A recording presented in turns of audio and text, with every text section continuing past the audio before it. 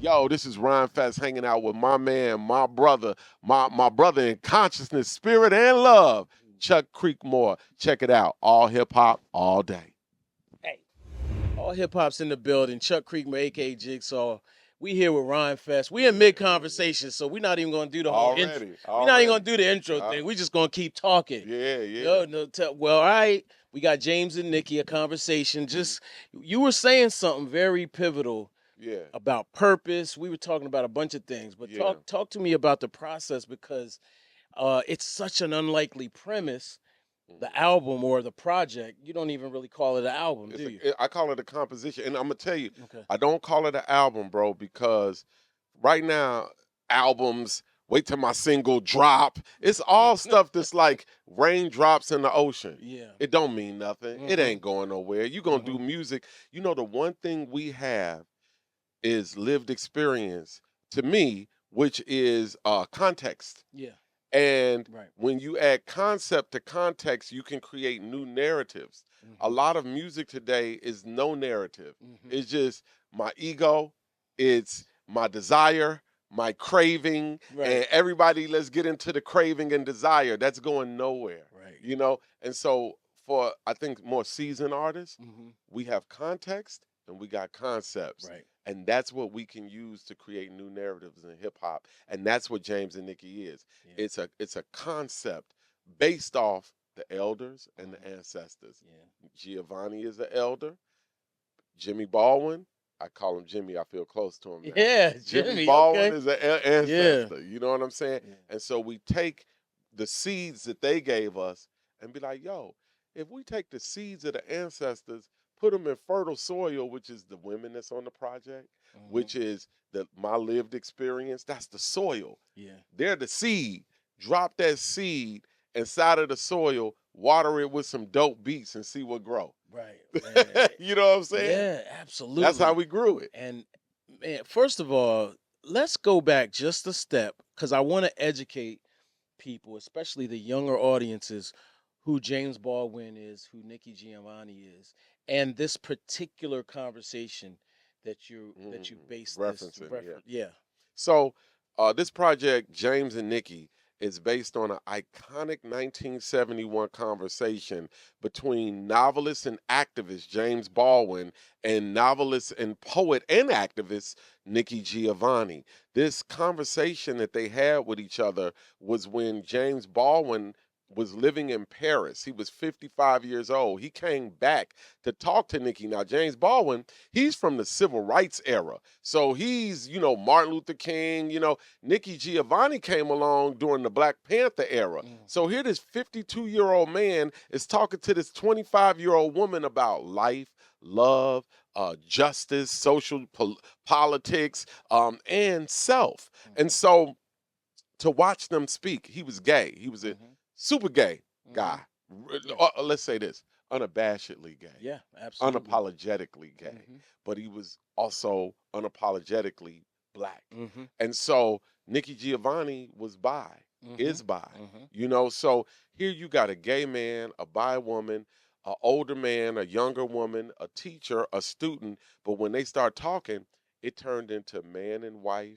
It Yeah. turned It's into crazy. it turned into uh, uh, um, poet to poet, artist to artist. They start freestyling with each other, creating scenarios of life together. If they were living together, how it would be as a couple. And I'm like, yo, everything that they were really, yo, bro, in alchemy, the conversation between James Baldwin and Nikki Giovanni was really predicting where we are right now. Yeah. They were discussing our situation now, and they were using their artist magic to kind of conjure up the vision of where we are. Yeah. That's why I could use this conversation, put beats and rhymes around it, and make it kind of an audio book with beats and rhymes. Yeah. It's an amazing. I mean, just what where did you when did it click that you were going to create this composition like Mhm. that has been, I mean, in particular on social media, kind of in rotation for a while. When did you say, I think I'm gonna do this?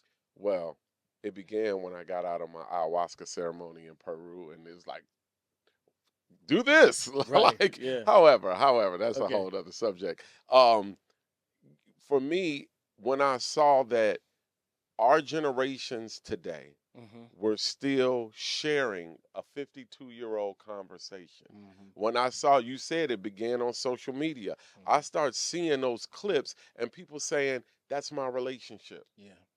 That's what's going on in my house right now. I agree with him. No, I agree with her. Who do you agree with?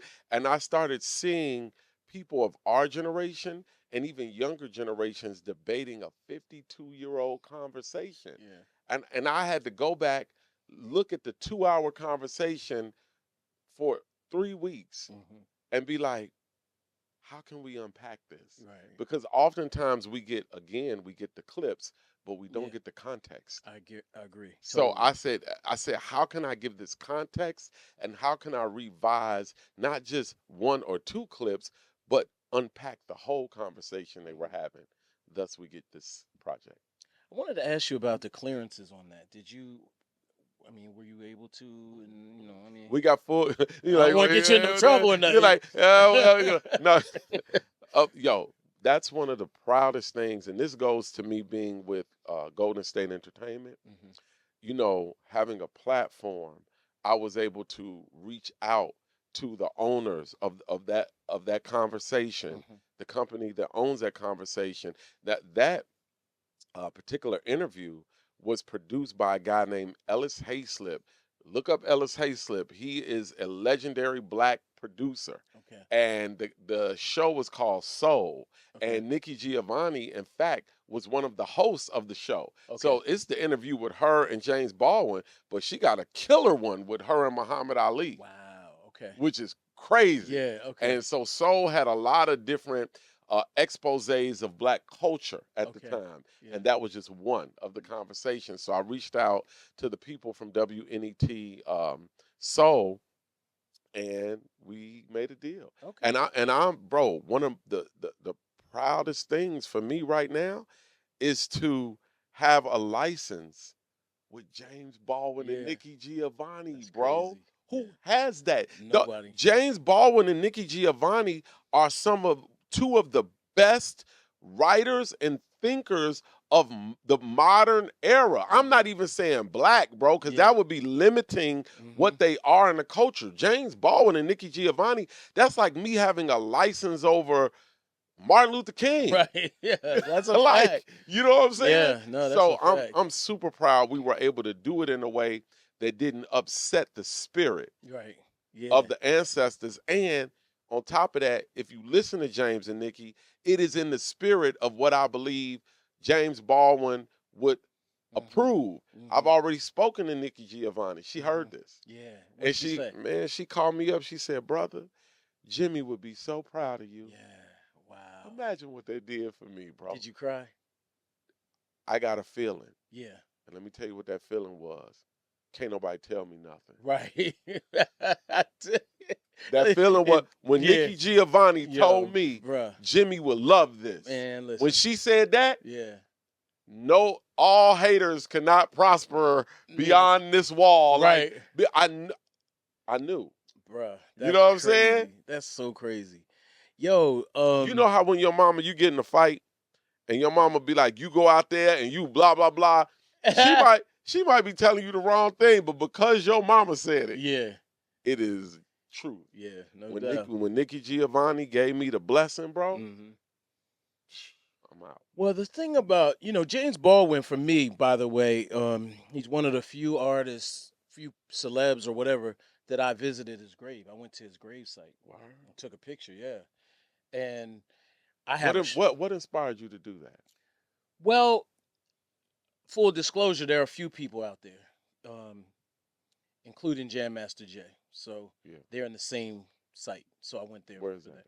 It's in upstate New York. Mm. Actually, Malcolm is out there. Malcolm. All of them yeah. in the same place? Yeah. Come So I went to all of them. Yeah. Paul Robeson. All of them out there. Same joint. Is it like a how? I'm not sure. Like, what is this? I'm not. What is this? I don't know. I don't know. Amalgamation of Yeah, greatness. it's crazy. Betty, yeah. So I went to all of them at once. Yeah, it's crazy. Okay, so you went out there. So the context is to say that he defined the journalist and the writer as a witness. He gave importance to what even we do at All Hip Hop, right? Because the rappers are always getting, the rappers get the credit, the DJs get the credit, and the rest of us kind of like, all right, yeah, The word, but journalists, the journalists, the but the he the, the gave holders of the tale, right, the people who write and hold the Bible of hip hop. That's you. yeah, You are in control of the parables of hip hop, bro. absolutely, yeah. He gave me that validity Mm. that what we're doing is meaningful and important. I'm gonna tell you a quote that's on this composition, and the reason I call it a composition and not an album is because when you see a conductor of an orchestra, Hmm. and you go to the symphony orchestra, they don't say, "Man, he about to drop his new song." Right.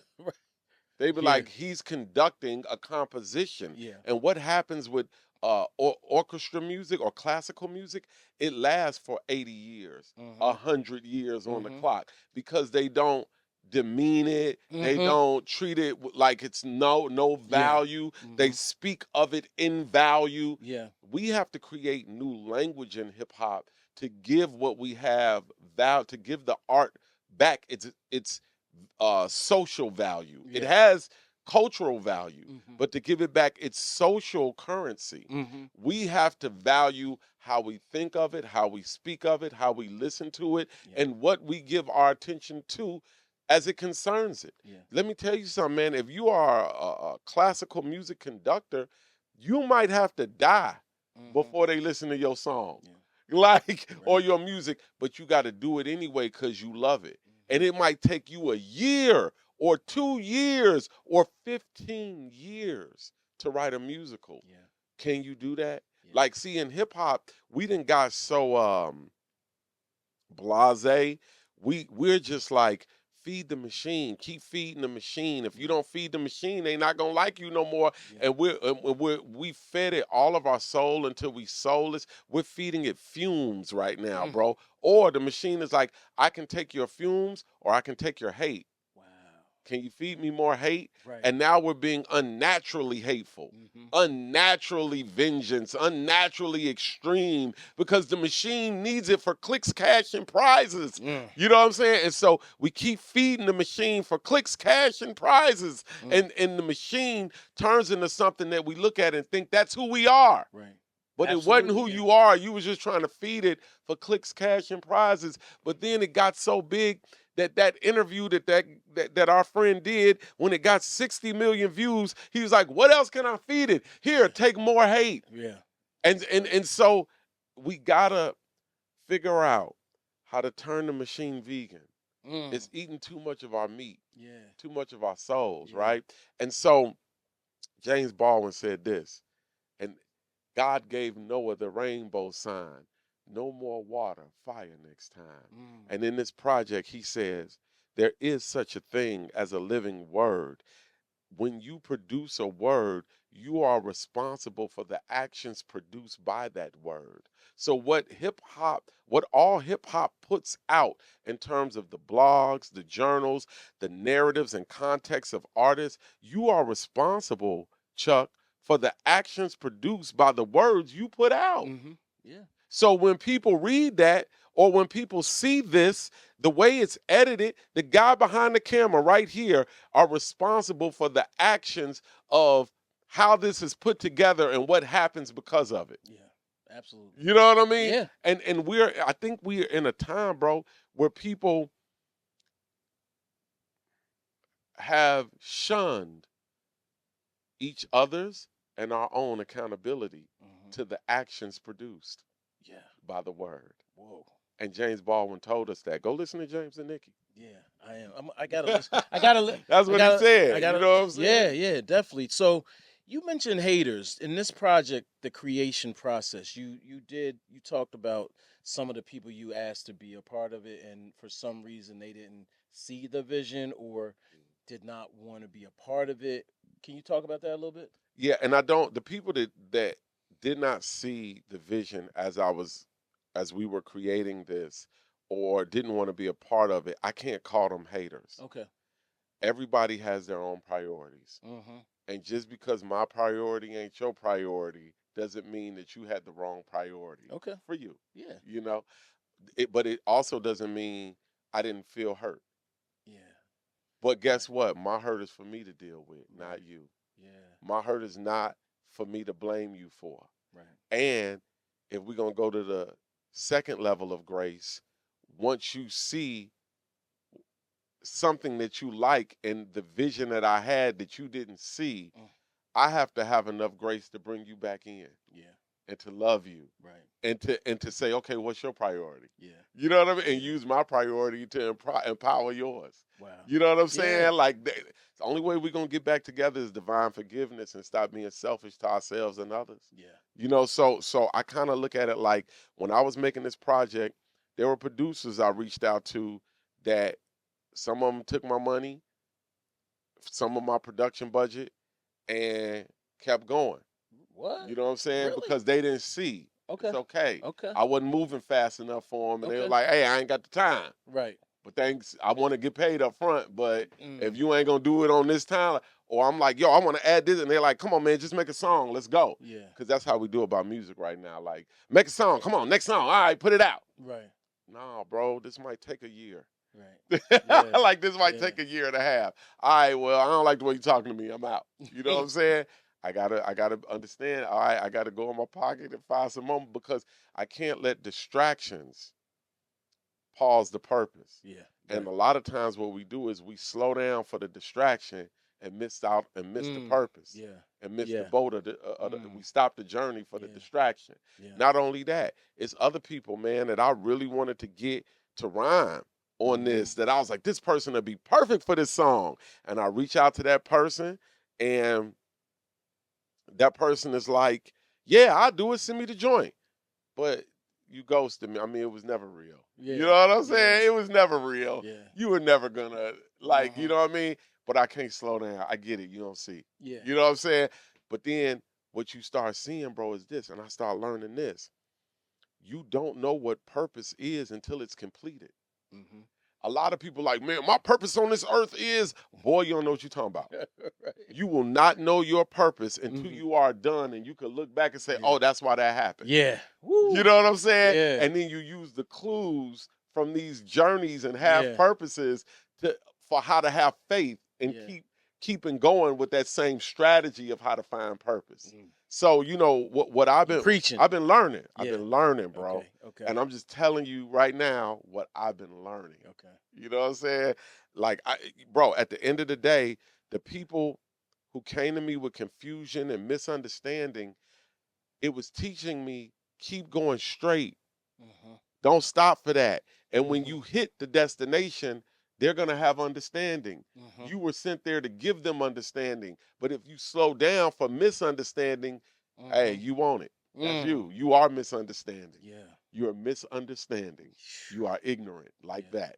Wow. And you all are reflecting one another. Yeah. If you slow down for it. If you keep going and you hit it, they're going to be like, oh. And then will you reject your flock? No. Exactly. That's why we don't call them haters. Okay. That's your flock. Oh man. We're gonna dissect this. They belong to you. But this is what not only we need to hear, but I feel like young people need to hear it because they are distracted more. We're all distracted to some degree. We're all distracted. Thank you. We are, but you got to take it. You got to. I accept that. You got to accept it before you project it. Yes. Okay. I accept love that. it. Love it. But I do worry. I will say I do worry about the young Mhm. folks because they seem addicted to the distraction. They're a reflection of us. Yeah. Okay. We were distracted by the money. Okay. Let's talk about our generation first. You feel like we'll you get were into that. Were you distracted by the money? Our generation. Our generation. Okay. So Generation X was the generation of the mogul. Yes, absolutely. Would you agree with that? Without question. The previous generation was the rise of the black middle class. Yes. We were the mogul. Yeah. And we all got distracted by either wanting to be a mogul, what you got to do to be a mogul, or being a mogul. Yes. You know what I'm saying? On those three different levels. You might have been poor and wanted to be a mogul, but you was distracted by that. Yeah. You might have been the mogul, you're distracted by that. However, the advantage Generation X has is we are technological and we are also analog. Mhm. So if we can come down from the ego of the mogul, we can be the bridge Mhm. of all generations. Right. The boomers, the millennials, the Z. Um, what our children suffer from is a new type of distraction, which is the technological distraction, which is really the evolution of human beings. Yeah. You know what I mean? If we can use it as a tool and Mhm. not be used by the tool. Right. So, like I said, this machine, it eats hate Mhm. with love hate. Yeah. You keep feeding it Loves negativity hate. and hate. Yeah. Like, Yeah. you know what I'm saying? However, how can we feed it something else Mhm. and get a different result and then create something and then see ourselves differently through it? Mm. And one of the things I will tell you that I like about this machine, which is the technological age and where the young people are having on Smash, it reveals truth. Mhm. If it is, it's gonna bring things to light. If it is in darkness, it's coming to Yeah. light. I really think that's the first step to us becoming telepathic. Hmm. Because if we can be like, okay, I don't care, bro, I ain't got nothing to hide, Mhm. then we can come to each other and know what we're looking at. Mm. We can really communicate with each other in an Yeah. honest way Right. that makes it so that we can kind of have one consciousness. If we can just open up, and the problem we had before technology in this industrial society was hiding things, Right. lying, and the Mhm. lying created the disconnection Yeah. in culture and manifest destiny, all this stuff. It's the hiding that created the Yeah. disconnection of human beings. Once we don't gotta hide no more, we can really open up and communicate better. Back to James and Nikki. One of the most I don't know, perplexing, confounding moments is when she says, "Lie to me, why not?" That that interaction, I still don't know what I Yeah. think about Well, neither does my wife. that. Yeah. Like, you know what I'm Oh, saying? that's a How, doozy. neither does my wife. Yeah. But let's go. She didn't just say lie to me, why not? She said, lie to me, and you will Mm.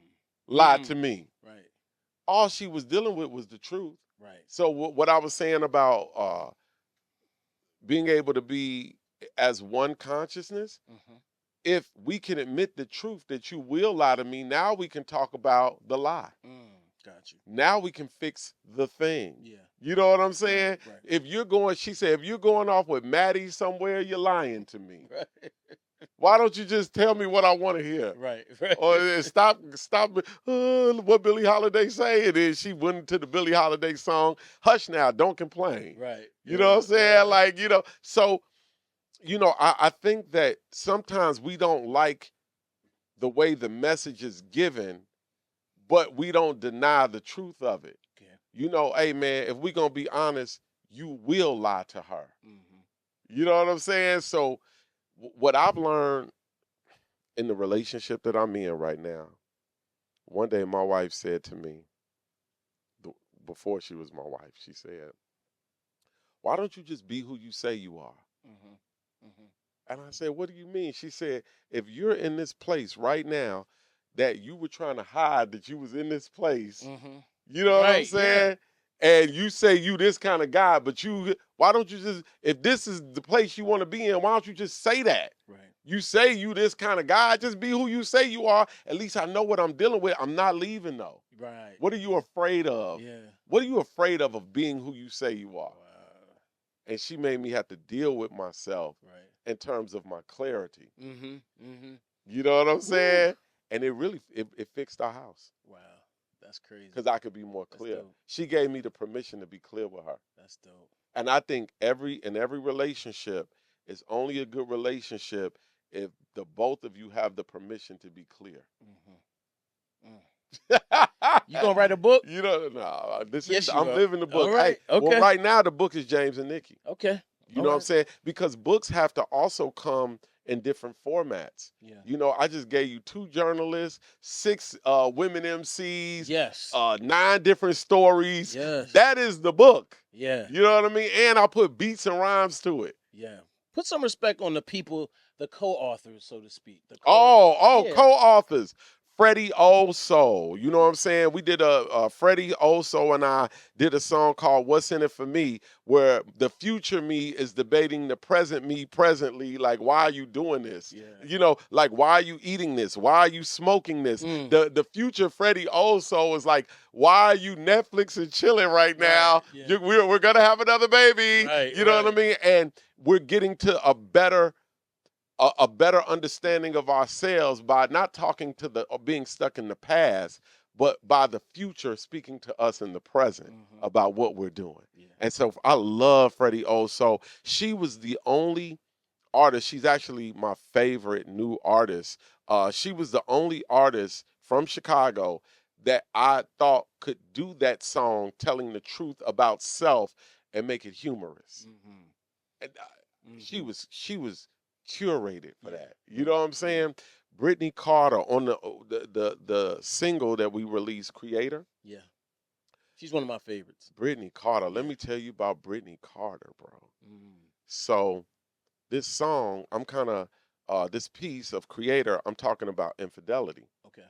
I'm talking about I ain't always been the best guy, but we did all this amazing stuff. You can't leave. How can you leave me because of these mistakes when this greatness is over here that we have too? You know how you tell your woman, like, you don't never talk about the good times. You only think about the bad times. Right. You know what I'm saying? You be doing something great and she'll remember what happened last year. Yeah. You know what I'm saying? And I'm reminding her of the greatness when you thinking about last week.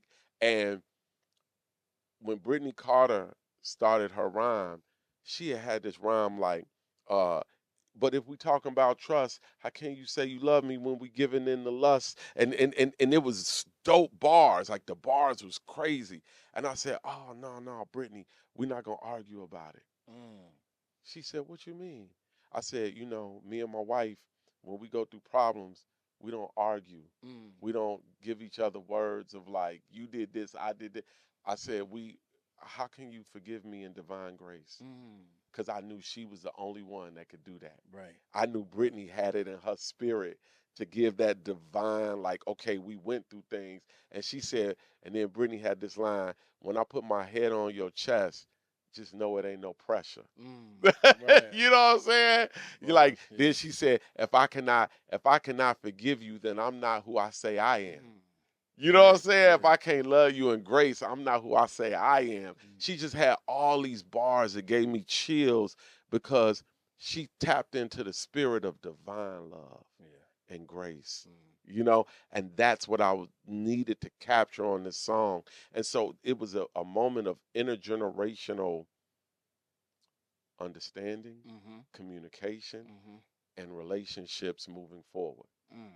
And that's how we did the song together. My girl Tifa, Elderberry, we had a song about our grandparents on Elderberry. Tifa's husband was my best friend. Twan Gabbs was my best friend. He recently passed of male breast cancer. And I never did music with Tifa because her husband was my best friend and he rapped.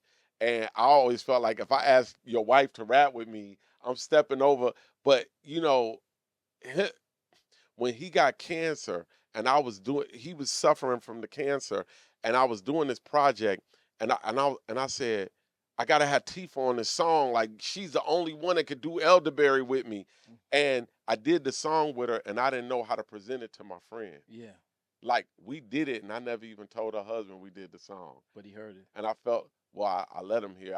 After we did it, the song, after we did the song, I said, hey man, I did a song with your wife. I need to let you hear it. And then I played it for him. And all these years, I was afraid to make music with his wife because he and I were friends. And he listened and he said, wow, she's in a good space. Man, I love to hear her like that. This is so inspirational that you open my wife up. Like I've been trying to open her up with rhymes. Wow, that's great. Yeah. And it just took such a load off. And then 2 weeks later, he died. Damn, that's crazy. 2 weeks later, he died. Wow. You know what I'm saying? And so, like, that song was about our grandparents, but it was really about village and family. Mm-hmm. That's what it unpacked itself to be. Right. Wow. You know what I'm saying? Yeah. No. So every Interesting. co-author on here, I could talk about Helix Armageddon. Mm-hmm. I could talk about C Red on Black Man. C Red is an actual urologist, medical doctor, Mm. and she raps on the side. Yes, she's a social media phenomenon. She does a White Coat Yeah. Wednesday. Yeah. When she rapping her white coat. She's ill. Yo, rhyming what, bro? She talking about I can hear somebody take their last breath with my stethoscope still on their chest. Wow. That's what she say in the rap. Crazy. You know what I'm saying? Yeah. Like with my stethoscope on their chest, I hear them take their last breath. Mm. Black man, you are the reason I exist. She talk about what it's like being a doctor and a rapper with her husband at home waiting on her. Right. That's crazy. You know That's what I'm dope. saying? But that's Bro, these are the co-authors. Yeah. And that's the spirit of Nikki. Right. I couldn't just be balding out.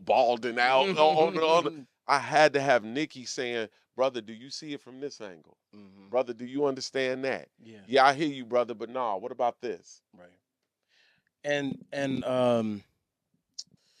the maturing of hip hop. There's a term that came out a few years ago, adult contemporary hip hop. But this is not that. This is something else to me. This I don't want to define it. I don't want to, say what it is to me, but what would you say it is? Intergenerational hip hop. Okay. It's one consciousness hip hop. Okay. It's village hip hop. Okay, yeah. I like that. It's healing music. It's spirit music. Okay. It's you know how you got if I gave you the original gospels in Aramaic, you wouldn't know what was going on or how to read it or how to begin to unpack it. But if I gave you the King James Revised Version, you could kind of start. Yeah. This is the ancestors up. This is the ancestors revised. Nice. I like that. Yeah. All right. Okay. Now, as far as what else you're into, I see, as you know, we're scrolling at all times, but I see you in so many different places. Your world experience seems to be so vast now. How have you matured and changed through the years? I mean, we were in the studio talking about brand new while we were here. Yeah. You know what I mean? And I'm embarrassed of that now. Really? A little bit, Why? because I don't want I'll start like this. When you're young, you're supposed to be selfish. It's all about you. My brand new bitch. I'm a brand new dick. I'm a brand new car. Man, that was selfish. Yeah. You know what I'm saying? And right now, I want to make art that goes beyond selfishness. Okay. I want to make art that James Baldwin said, there is a such thing as a living word, and you are responsible for the actions produced by that word. Mm-hmm. So my brand new bitch or my brand new dick, bro, I got a 16-year-old daughter. Yeah. You know what I'm saying? Like, that ain't my most proudest moment right now, Mm-hmm. But that was also when I was chasing things. Okay. And when you chase things, they run from you. Yeah. And I learned not to chase things. Yeah. I learned to heal things. Gotcha. Okay. And however, I will say about those times, I'm also proud of the work that I did that got me here. So, I am proud that, I was able to co-write a song like Jesus Walks or co-write a song like Glory that I believe is the new Black national anthem. I see kids singing it in schools and graduations and, this Black History Month, I'm going to make a lot of royalties. You know what I'm saying? From, Glory. Right. So, I've always had a spirit in me. Yeah. I had to go on a journey. Mm-hmm. And so what you see with me with these global retreats, adventures, building schools in Africa, we built and support a school in Arusha, Tanzania called Golgotha, which is ranked 8th in the nation in terms of It's quality education. Mm-hmm. I support an arts program in Senegal. We're building a school right now in a desert, in the sub-Saharan desert of Wow. Mauritania, Whoa. where the real Moors are. Okay. Um, we I just got back from Cambodia, where I did a 10-day silent retreat at a Buddhist monastery called Vipassana, Okay. where we did a 2,500-year-old Buddhist technique to learn about the secret of pain so that I could come here, put this project out, and manage my emotions around it. Right. You know what I'm saying? That's Like, crazy. so when you ask, I was at the University of Chicago. I am a uh, Axelrod Pritzker Fellow at the Institute of Politics at the University of Chicago. I want to shout out Bun B for his humanities class at, I believe it's Rice Mm-hmm. University. I want to shout out Lupe for the work that he's doing at MIT. I want to shout out Ninth Wonder and Nas for the work that they've done at Harvard. Mm-hmm. It's time for hip hop to jump into these institutions that build our societies that we live in Mm-hmm. and influence the institutions to build better societies. So for my part, I was doing a 8 series seminar at the University of Chicago Institute of Politics about the cultural currency and how cultural currency can be leveraged for social and political justice. Mm. And we can take hip hop, Social currency. social currency, Mm-hmm. hip hop, fashion, dance, anything that is art and culture. Right. You can leverage that for social and political justice. Yeah. And so we were unpacking that at the University of Chicago. So, man, like, I just been on this journey of healing self and unpacking gifts. Yeah. Wow. Okay. That's, Okay. you know, Let me we ask can you all do it. ask you a base question. Mhm, Um, you mentioned Jesus Walks and also Glory. mhm, I remember you mhm, being frustrated about perhaps not getting your just credit on at least Glory. mhm, Is that mhm. fair? Yeah, little. Yeah, there Yeah, was a time. yeah, yeah. Mhm, Um, how do you feel about this now? I was just talking about Hip Hop 50, and I was just like, man, there's so many people who deserve. I feel a little more recognition, mm, and I don't know how you feel about that, but I feel a way about certain folks. Yourself might be included in that. mm, Like even this project, for example, to me, it's a game changer. mm. I'm hoping that we get the proper everything. Yo, I wanna send my love out to Common.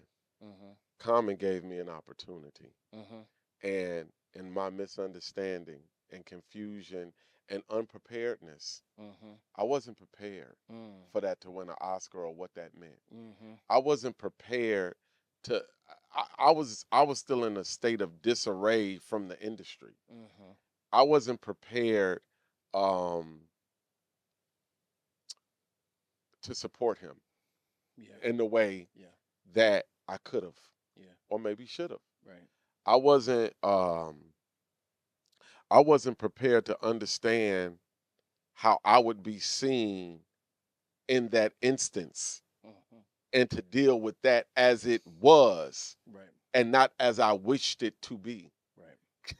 Got you. You know what I'm Yeah. saying? Yeah. And so I have more maturity and understanding today to whereas I set my business structure up different now. Okay. I set my emotional um today I set up my emotional meter more balanced to where if that's your priority Mm-hmm. and this is mine, you can have your priority. It's Right. cool. You know what I'm Mm-hmm. saying? I am more giving today Mm-hmm. than I was then. There's also a thing of like when you get a chance to work with your heroes, all you ever wanted to be was your Yeah. heroes. And when the hero's like, "Nah, bro, I'm the hero." Yeah. You wanted to be your hero, and you get to work with your hero to be. No, you can't be your hero. Right. Okay. You Wow. you know what I'm saying? And a lot of us don't. Common, bro, is my hero. Common is somebody I grew up like. That's what hip hop is and should be. Common, bro. I ain't never seen nobody go at Ice Cube and like come out on the other side. You know what I'm saying? I ain't never seen nobody be promote peace and love and still everybody be like they dope. You know, I saw people, but not from where I was from. You know what I mean? I ain't never seen nobody be a gangbanger and a god at the same time. Yeah. You know what I'm saying? Like, so my perception of the mentorship that I craved from Common, he was like, I'm not here to mentor you. Yeah. Gotcha. But in my perception, he didn't know how much I loved him. Yeah. He didn't know how much Common didn't understand, and I never made it clear. Right. Gotcha. You know what I'm Yeah. saying? Because we still in hip hop, we still rapping. Yeah. You know what I'm saying? And so there's still a level of ego in Right. it. And as we grow, we learn. But at this point in time where I am in life, it's like, man, I'm so grateful. Yeah. You know what I'm saying? That I was able to be a part of that. You know what I'm saying? And I'm grateful for all opportunities that have me where I am today. And what I do, and you know what's crazy about what we're talking about now? I see people have those misunderstandings with me now. Yeah. Like Rhymefest, you don't know when what you said to me, how it affected me. Yeah. Cause I love you, bro, and I look up to you. Yeah. Now I told you about that. Let's talk about my role as someone's hero or mentor. Right. What I'm able to do because I understand what I've been through is give people more grace than I was given. Yeah. Because I can say that. Mm-hmm. I can say that the road that I walked, I wasn't given the grace that I give. Right. You know what I'm saying? Yeah. And I can give that grace because I can see myself in everybody's misunderstanding. Everybody that got confusion around me, if I'm aware of it, I say to myself, when was I like that? Right. Yeah. And how would I have wanted somebody to deal with me when I was like that? Right. And I deal with them like that. Okay. So I gotta ask you Does about that make sense? it. Makes perfect sense. All right. Perfect sense. Good. Perfect sense. And I have those moments myself too. Mm-hmm. You know, especially when in my 20s, for sure. So I got to ask you about what your thoughts are on Kanye now. You have you guys have a legacy together as well, and you were a part of that early success, and then continued on with Donda's House and other aspects of. And what was it? God Saves or God? What was the name of that song? Praise God. Okay. I was part of that tenure. Mm. You know it, but it never ended. It's a brotherhood. Okay. Okay. Brotherhoods don't end. Okay. Sometimes brothers don't talk. Yeah. Right. I get And other times we be at Thanksgiving like, bro, Yeah. like, you know, and the relationship open up. You know, I'm so proud that Ye, I'm so proud that Ye continues to produce. It's so easy at that level to not rap, to not do your thing, to be comfortable or satisfied or whatever. I'm learning. I'm still learning from my brother. Like, you know what I'm saying? I'm still learning like the lessons that Jazzy Jeff taught me of. Hey, Jazzy Jeff told me in Japan, he said, hey, I know when somebody finna quit.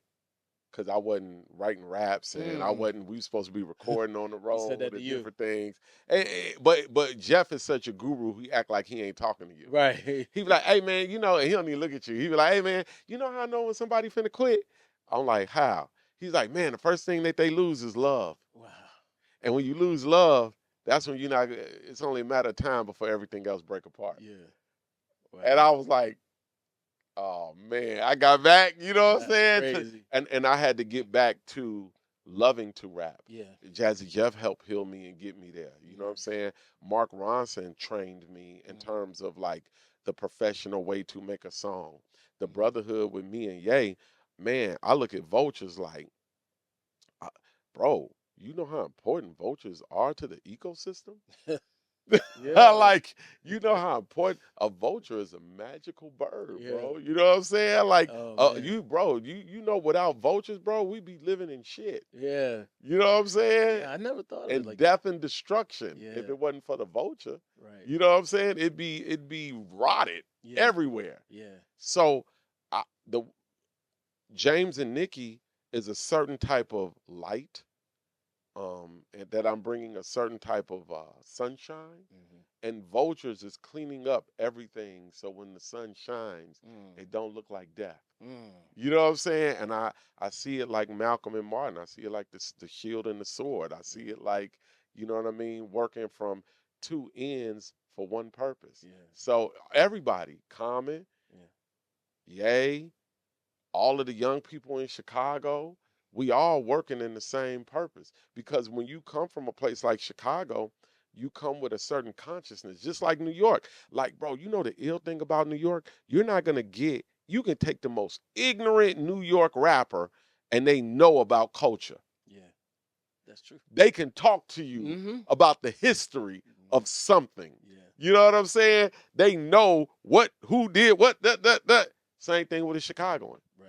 Okay. Same thing with a Yeah. Chicagoan. Right. So I don't like, my new thing is not judging good, bad, light, dark. It's like where are we at on the spectrum for the same purpose? And I see the similar purpose in all the Chicago artists right now. Nice. Sweet. Fest, it's a pleasure talking to you. We could do this all day, and we will do this again. We love each other. Of course, it's yes. It's easy to talk when you're in love. Absolutely. Yeah. Man, I appreciate you. I want to, man, I just want to thank you, man, for this project, and thank you for what you present to us now, the evolution. The not of anything in particular, just the evolution, literally. That we can all have. Yeah, definitely. When we mature. Yeah. When you're young, you're supposed to be selfish. Right. When you're young. Yeah. Right. Man. Yeah. Thank you so much. All right. Thank you, brother. Love.